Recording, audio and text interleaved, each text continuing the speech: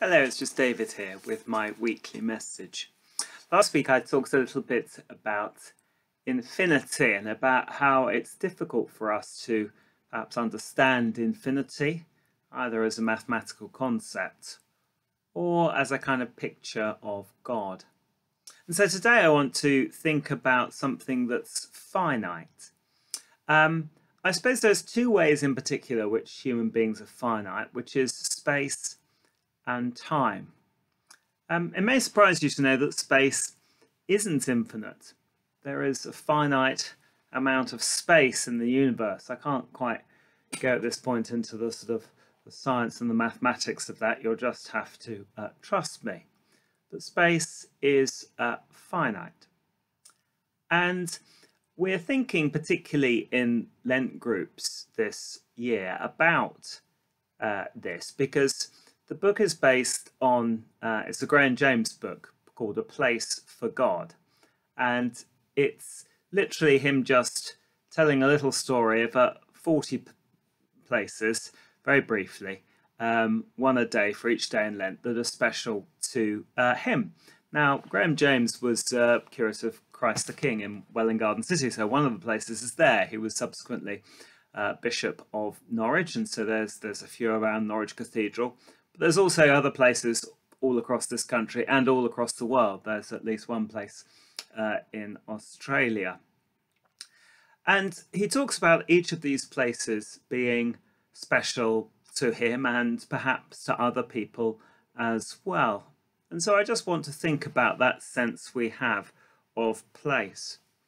One of the reasons we've sort of chosen this book is, just because it's a good read, but also because I suppose over the last couple of years, for those of us who like to sort of get out and travel and things, possibilities have been limited and in a sense still are in some cases.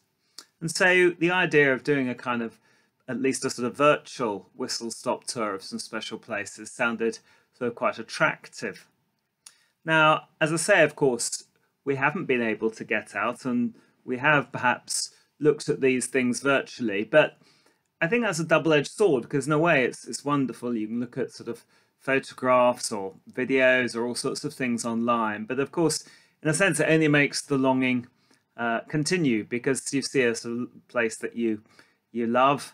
But if you can't actually go there, it does make you feel perhaps a little bit sort of melancholic about it. Because one of the things we know about place is that, you know, the virtual experience, the photograph, the video, the map, it's not quite the same as actually being in a place. And it's good that we're able to start to at least sort of rediscover the idea of being in a place and visiting special places that perhaps we haven't been able to in the last couple of years. But people are, of course, incredibly attached to place. It's one of the ways in which we are very finite. We live in a certain place, and perhaps, you know, even our room or a favourite spot in our house, we make it perhaps comfortable, cosy for us. I think what the sort of Scandinavians called huggelig, I think they used to say. That's the Norwegian version. I think it might be something else in other languages. But that idea that you have a place that is good for you. And then, of course, beyond that, we may relate to a local area. And that's the idea behind a parish church. A parochia was just an area, probably the size of a parish, a small community, a part of a city, a village, or a small town. And everybody living in that area had something in common. And so it was natural for people to join together to think perhaps locally about various issues. And of course, we've seen that in particularly in this period of COVID, how people have helped each other locally. It's been great to see. And also, of course, it's one of the things that governments think about and sometimes resist and sometimes put into action. But it's one of those key words, isn't it? Localism. How much can you or should you devolve to local communities to decide about their own priorities? It also comes to when we're thinking about charities as well. Obviously, there are need for big charities which have a national and international scope because, some problems are on that level. But people also, of course, are quite willing often to support local charities, perhaps because they feel that they have a direct connection, can see the benefit that it produces for the communities that they live in. And that's perfectly natural and understandable. And perhaps in our giving, we need a balance between the local and the wider world. When it comes, of course, to Christianity, we deal with a God who is, as I said last week, infinite. And yet we know him in a local way. Perhaps there's a special place. It might be the church, but it may equally well be a sort of natural feature where we feel particularly close to God. That's one of the things that Graham James investigates in his book. And there's that, I think it's sort of Celtic phrase of thin places, a place where perhaps we're worn with prayer, the gap between heaven and earth has become thin. We see something of the infinite God in our finite world, in our place. Now, of course, it's one of those, again, curious things that we want to say on one hand that you can know God anywhere. We don't want to say there are some areas that are, if you like, thick places.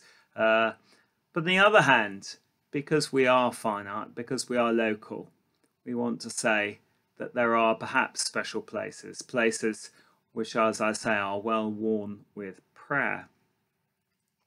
I wonder, and this is pure speculation, whether that's one of the things that with the incarnation endeared Christianity to the world in which it came. Christianity was a bit of a paradox and was often viewed with suspicion. The infinite God, which we share with the Jewish faith, had become incarnate in Jesus Christ. That was rather odd. He was infinite, and yet he lived as a human being. He lived in a particular place, in fact, a very restricted place. It's unlikely he ever travelled more than 100 miles from his home. In fact, it's pretty certain he didn't. And for perhaps Romans and Greeks at the time, those who had inhabited that world, this was rather a curious thing, but also quite attractive. The Greek and Roman view of God perhaps divided into two. They had sort of, if you like, two views of God, which perhaps went alongside each other. One was the sort of abstract God of the philosophers. This was mainly a Greek idea. And this God was sort of very vague, very abstract, very unapproachable. And in fact, a lot of philosophers thought you could really know nothing about him. Part of his appeal, if you like, that he was terribly remote. He didn't feel anything. And really, you couldn't get to know him. And in a sense, one wonders what was the point of that sort of God at all if he was so remote. He was just a kind of abstract idea of God, stripped of any emotions or passions. But alongside that, and perhaps in reaction to that, there were also gods which were very domestic.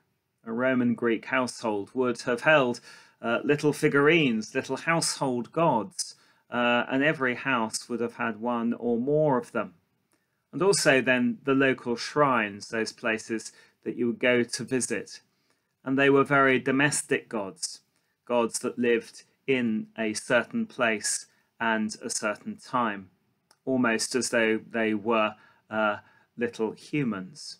And of course the trouble with those gods is that they were too local. You went down the road and you had to make a sacrifice or a libation to another one. And so both the puzzle of Christianity, I think, was also perhaps its attractiveness to those first Christians. On the one hand, this was, as I say, Yahweh, the Jewish God, the one Lord of heaven and earth, beyond and above all. So it satisfied the kind of philosopher's part of the equation. But yet he was knowable through his prophets and through his word, but also knowable in a human being, in Jesus Christ. As I say, born, lived for perhaps 33 years, travelled around an area, perhaps 50 or 60 miles around Jerusalem. And it was him in that life that was local and that people followed, perhaps satisfying that kind of need for closeness, emotionally and in terms of passions that people felt to their household gods. So that really ends my reflections on this idea of one of the things that is finite, our sense of place. You might like to think, where are special places for you? What, if any, do you have in common with the special places of Graham James when you come, hopefully, to read his book in Lent?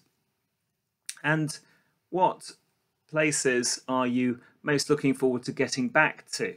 Perhaps places you haven't been able to go to for a couple of years. Is there any special place that you're particularly looking forward to going to? And just reflect about those things in the coming weeks and months. Thank you.